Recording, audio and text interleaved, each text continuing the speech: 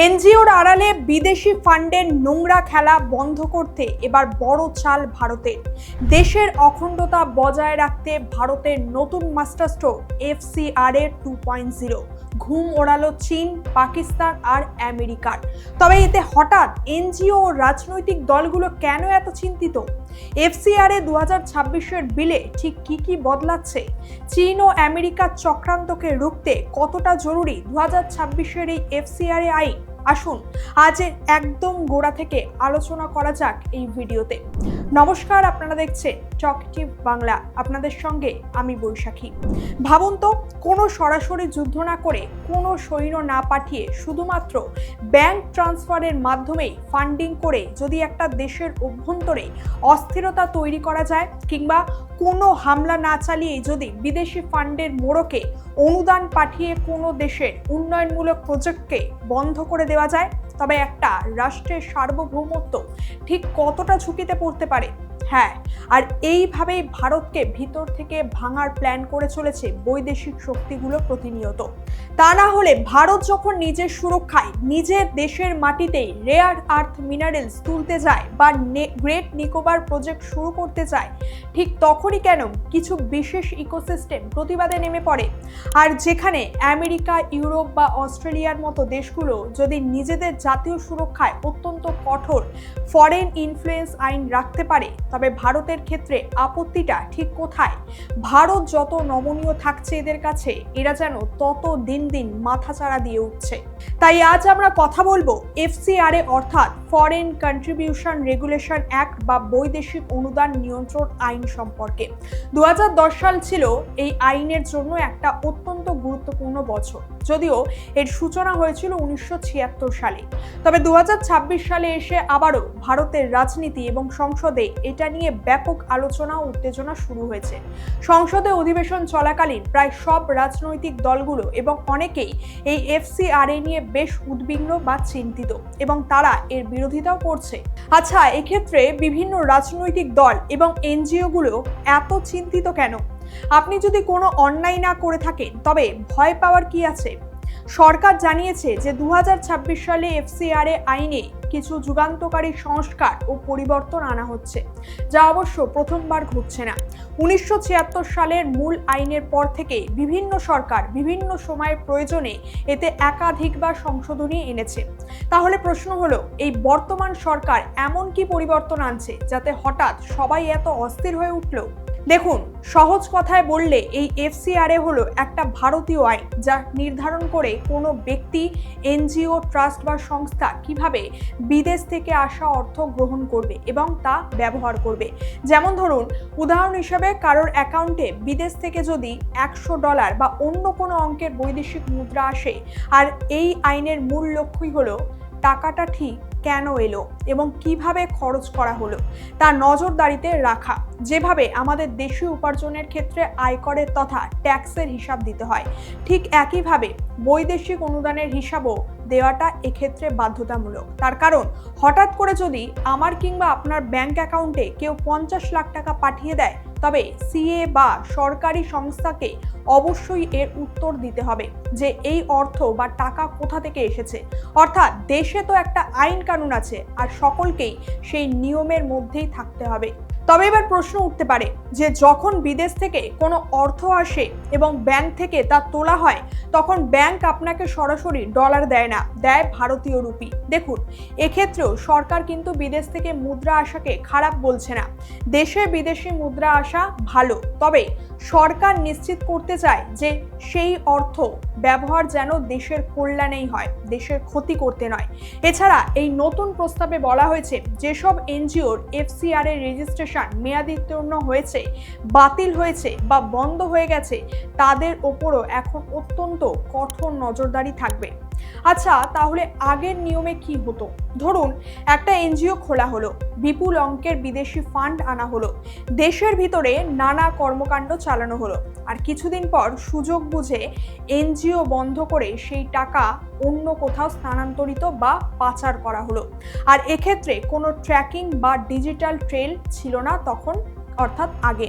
তাই কে কখন কিসের জন্য কত টাকা ফান্ডিং ব্যয় করছে তার কোনো হিসাব থাকতো না সেই সময় সরকারের কাছে।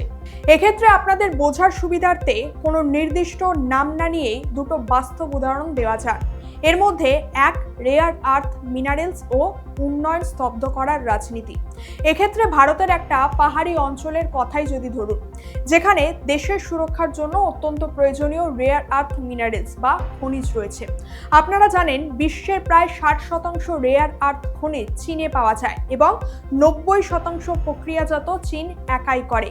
আর ভারত যখন নিজের অর্থনীতি ও সামরিক স্বাবলম্বিতার উদ্দেশ্যে সেই খনিজ উত্তোলনের চেষ্টা করে যাতে চীনের উপর নির্ভরতা কমে, অথবা ভারতে যখন বিশাল খনিজ তেলের সন্ধান পাওয়া যায়, ঠিক তখনই হঠাৎ করেই কিছু এনজিও সক্রিয় হয়ে ওঠে। পরিবেশ রক্ষা বা অন্যান্য অজুহাতে বিশাল বিশাল প্রতিবাদ ও চাপ সৃষ্টির রাজনীতি শুরু করে দেয় তখন তারা। আর তদন্তে দেখা গেছে এই আন্দোলনগুলোর পিছনে আসল কলকাঠি নাড়ছে বিদেশি অনুদানপুষ্ট কিছু এনজিও। 2, গ্রেট নিকোবর বা গালিয়া বে প্রজেক্টের বিরোধিতার নেপথ্য।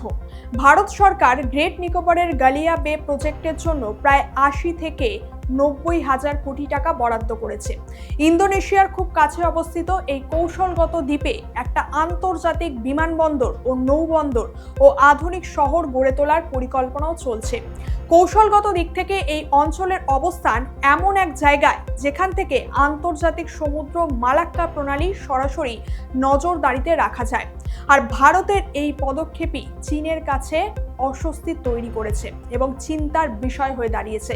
আর চীন এক্ষেত্রে নিজে সরাসরি যুদ্ধ না করে বিদেশি অনুদানের মাধ্যমে বিভিন্ন এনজিও, মিডিয়া এবং একটা বিশেষ ইকোসিস্টেমকে সক্রিয় করে তোলে, যাতে আইনি জটিলতা ও আন্দোলনের নামে এই প্রজেক্ট বন্ধ করে দেওয়া যায় সহজেই। আচ্ছা, তাহলে 2026 সালের নতুন আইনে ঠিক কি কি পরিবর্তন আনা হচ্ছে? আসুন সেই মূল পরিবর্তনগুলোই দেখে নেওয়া যাক। এর মধ্যে এক, ডেজিগনেটেড অথরিটি গঠন। এক্ষেত্রে আগে এনজিওর লাইসেন্স বাতিল হলে তাদের তৈরি করা স্থাবর অস্থাবর সম্পত্তি যেমন জমি, ভবন, ফিক্সড ডিপোজিট ইত্যাদি নিয়ে আইনি স্পষ্টতা ছিল না। তাই এবার নতুন বিধানে কেন্দ্র সরকার আমলা বা উচ্চ পদস্থ কর্মকর্তাদের নিয়ে একটা ডেজিগনেটেড অথরিটি গঠন করবে। এর ফলে কোনো এনজিও ভারতের বিরুদ্ধে ক্ষতিকারক কাজ করলে বা লাইসেন্স হারালে এই কর্তৃপক্ষ সরাসরি তাদের তহবিল, সম্পত্তি ও ব্যাংক অ্যাকাউন্ট নিজেদের নিয়ন্ত্রণে নিয়ে নেবে।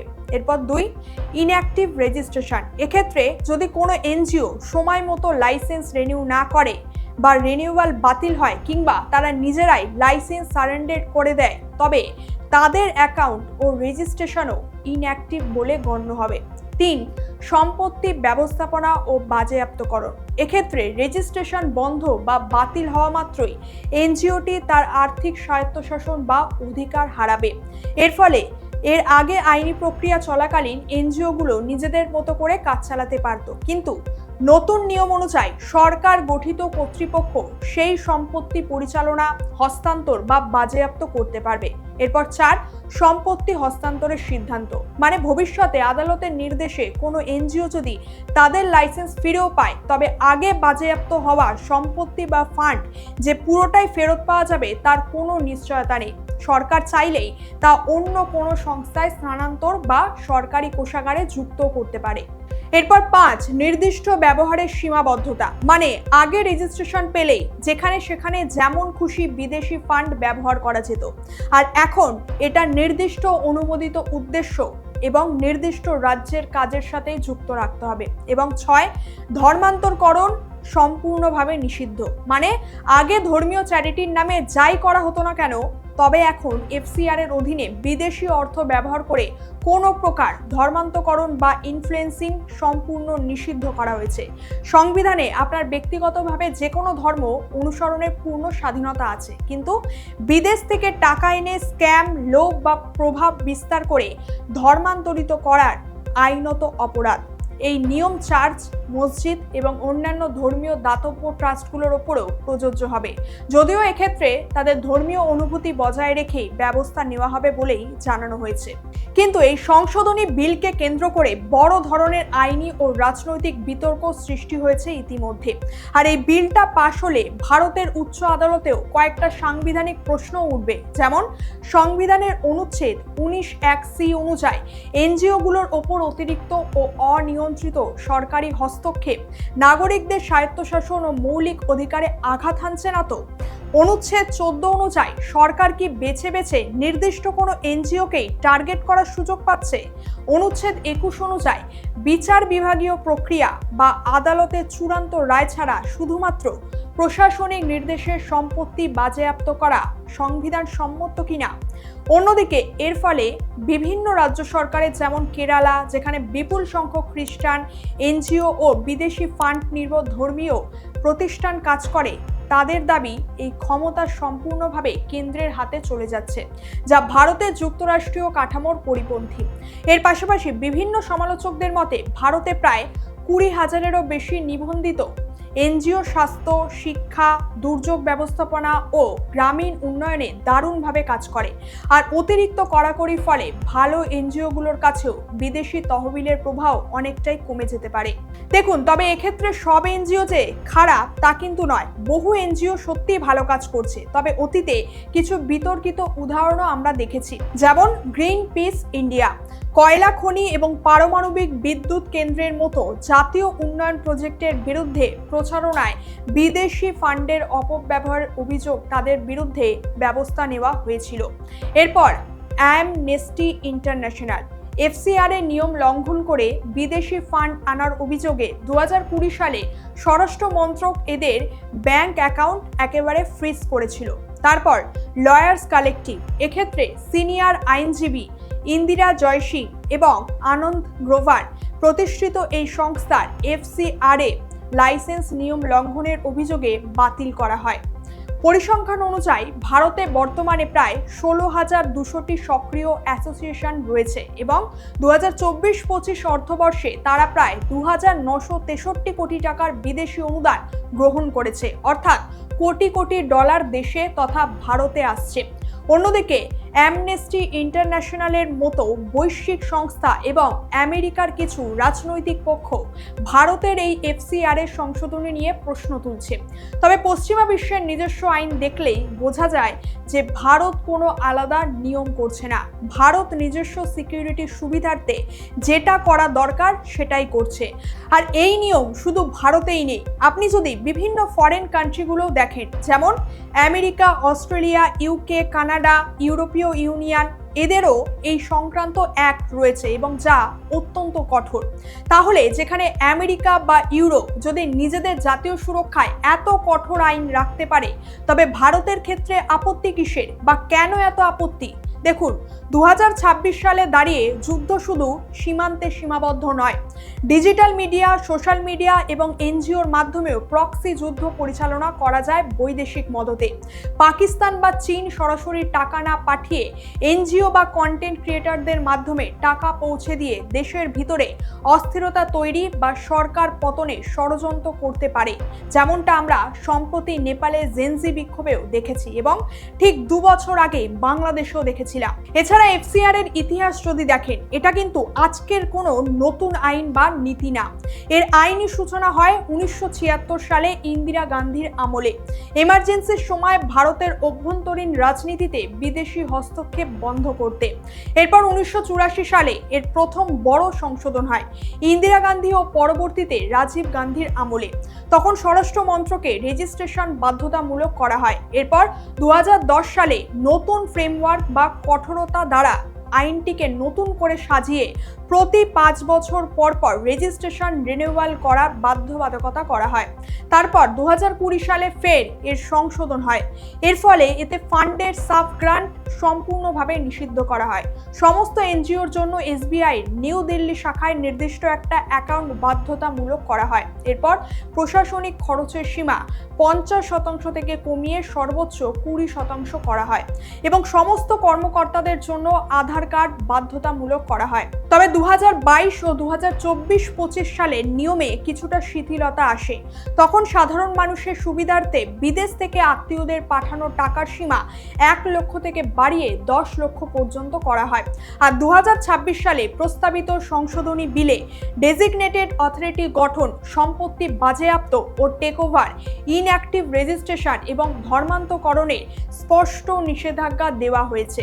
সুতরাং এটা আজকের সরকার দ্বারা পরিচালিত কোনো নিয়ম বা নীতি না যে বিরোধীরা প্রশ্ন তুলবে। এটা কংগ্রেসের আমল থেকে চালু করা হয় এবং তা এখন সংশোধন করে ভারতের ইন্টারনাল সিকিউরিটির স্বার্থে বর্তমান ভারত সরকার তা ব্যবহার করছে। আর দেশের নিরাপত্তার স্বার্থে তা আমি কিংবা আপনাকেও মেনে নিতেই হবে।